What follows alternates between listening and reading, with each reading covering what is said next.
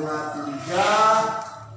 Pembelajaran ke-6, tema 4, berbagai pekerjaan, sistema 3, pekerjaan orang tuaku. Pembelajaran ke-6. Sebelum kita mulai pelajaran, mari kita berdoa dengan membaca Bismillah. Berdoa mulai. Bismillahirrahmanirrahim. Amin. Alhamdulillah. Sini Bapak mau ngabsen kehadirannya. Yang Bapak panggil, bilang hadir anak-anak. Susi, Andi, alhamdulillah. Kelihatannya pada hadir semua. Baik. Di sini kita akan mempelajari tentang tematik tema 4, tema 3, pembelajaran ke-6. Sebelum kita memulai pembelajarannya, Bapak mengingatkan pembelajaran kita yang kemarin, yang sebelumnya, tentang pekerjaan orang tuaku. Nah, di sini Bapak mau tanya, pekerjaan orang tua kita apa aja? Siapa tahu? Coba Andi, apa pekerjaan orang tuanya? Apa Pak? Ini apa? Guru. Nah, jadi pekerjaan orang tua kita ada guru, ada petani, ada wira swasta, apa ada yang lain, banyak pekerjaan orang tua kita. Pekerjaan orang tua kita harus kita contoh. Nah, mana kita tiru? Contoh, macam Bapak. Ada kalian mau niru jadi guru. Ada juga yang mau jadi anggota polisi atau sebagainya. Baiklah. Di sini kita akan masuk pembelajaran tentang cerita dongeng. Perhatikan anak-anak. Adapun tujuan pembelajaran kita, nah ini pembelajaran kita nanti membaca teks tentang dongeng tupai dan ikan gabus. Kita mampu membacanya dengan seksama. Nah, baiklah. Bapak mau tanya, nah, setiap cerita dia biasanya memiliki unsur-unsur pendukung untuk melengkapi sebuah cerita tersebut. Unsur-unsurnya apa saja? Ada judulnya, ada apa lagi tokohnya, ada sifat-sifatnya, dan yang paling utama adalah pesan moral dari cerita yang kita baca nanti. Perhatikan. Selanjutnya kita mau lihat nah, salah satu unsurnya adalah pesan moral. Pesan moral, kita dapat mengetahui pesan moral dalam sebuah cerita atau dongeng. Nah, kita baca sama-sama. Ini ada sebuah cerita akan Bapak tampilkan. Nah, ini adalah sebuah cerita dongeng. Kita lihat, perhatikan sama-sama. Bapak baca dengan sesama, kalian dengar. Dahulu kala hiduplah sepasang sahabat di daerah Kalimantan Barat. Mereka adalah seekor tupai dan seekor ikan gabus. Setiap hari mereka melakukan kegiatan bersama-sama, mencari makan, bermain, bahkan mengunjungi tempat-tempat baru dilakukan bersama. Dan selanjutnya, suatu hari tupai tidak melihat si gabus sahabatnya. Ia mencari di tempat biasa gabus tinggal. Saat bertemu, tupai sangat kaget. Gabus terlihat lesu, ternyata ia sedang sakit. Tupai sangat sedih, ia menawarkan makanan untuk sahabatnya. Namun gabus tidak berselera.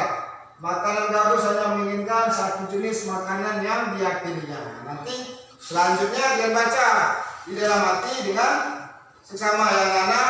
Nah, baiklah, setelah kita membaca cerita ini tadi, kita jadi tahu judulnya apa, ya kan? Tokoh-tokohnya siapa saja di dalam cerita tadi, sifat tokohnya bagaimana, awal ceritanya seperti apa, akhir ceritanya bagaimana.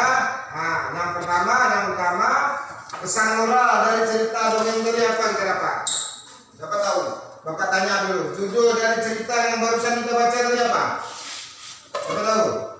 Tupai dan ikan gabus. Ya, judulnya tupai dan ikan gabus. Tokoh-tokohnya siapa saja? Ada tupai, ada ikan gabus, ada ikan hiu. Sifat-sifatnya bagaimana? Nah, kita lihat sifat-sifatnya. Nah, Sifat-sifatnya si tupai suka menolong, ikan gabus penyabar, dan ikan hiu sangat ganas. Kan itu. Nah, tempat kejadian di mana? Di Kalimantan Barat. Awal ceritanya tupai melihat ikan gabusnya yang sedang lesu. Akhir ceritanya ikan gabusnya sehat kembali. Nah, di sini pesan moral yang kita dapat dari cerita tadi yaitu harus saling tolong menolong. Betul. Nah, di sini Bapak mengasih pertanyaan sedikit. Nah, setelah kita membaca apa tadi cerita tentang tupai dan ikan gabus, nah di sini coba nanti kalian tuliskan pesan moral dari cerita tupai dan ikan gabus di buku kalian ya anak-anak. Ya, oke. Selanjutnya, nah di sini Bapak akan contohkan sedikit dari cerita dongeng tadi, sikap yang baik untuk yang kita contoh. 1. Mereka saling tolong menolong. 2. Mereka mengunjungi tempat-tempat baru selalu dilakukan bersama. Sikap yang tidak baik ini jangan kita contoh. Tupai membunuh hati ikan hiu. Ya. Selanjutnya, nah di sini Bapak mau tanya, apakah kamu sering menemukan sikap yang baik dan sikap yang tidak baik di dalam nilai-nilai yang terkandung di sila Pancasila? Betul. Perhatikan, ini ada gambar yang Bapak tampilkan. Ini gambar apa? Siapa tahu? Garuda Pancasila. Pancasila merupakan dasar negara Indonesia yang terdiri dari 5 sila. Sila pertama siapa tahu? Ketuhanan. Sila kedua, kemanusiaan yang adil dan sila ketiga, persatuan Indonesia. Yang keempat, kerakyatan yang dipimpin oleh umat kebijaksanaan. Ya, yang kelima. Betul. Nah, di sini ada pesan moral yang harus kita amalkan dari sila-sila kelima tadi.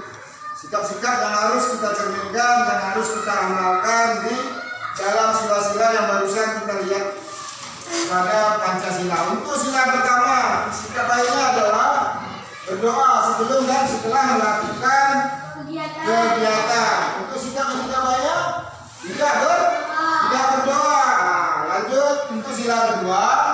Nah, di sini sikap baiknya apa? Mengikutkan. Untuk sila ketiga, sikap baiknya apa, anak? Mempelajari dan menghargai budaya bangsa Indonesia. Sikap tidak baiknya apa? Ya, betul. Untuk yang selanjutnya sila keempat. Nah, di sini sikap baiknya menerima kritik dan saran dari orang lain. Sila yang terakhir. Nah, sikap baiknya memberi bantuan dengan ikhlas kepada korban bencana alam. Untuk sikap tidak baik, tidak mau membantu teman, mau membantu teman dengan mengharap imbalan. Nah, di sini Bapak simpulkan untuk sikap yang baik, untuk pesan moralnya, sikap baik kita harus kita amalkan di kehidupan kita sehari-hari. Kita ada yang kita lihat sikap yang baik, kita contoh. Untuk sikap yang tidak baik, jangan kita lakukan atau kita contoh. Dan anak, jadi kesimpulannya pesan moral yang ada yang kita dapat dari cerita dongeng tadi adalah kita harus saling tolong menolong. Ya, baiklah, karena waktu kita telah sampai dan dari pelajaran kita tadi mungkin ada manfaat bagi Bapak dan kita semuanya. Sebelum Bapak tutup, mari kita berdoa sebentar dengan membaca Alhamdulillah. Berdoa mulai.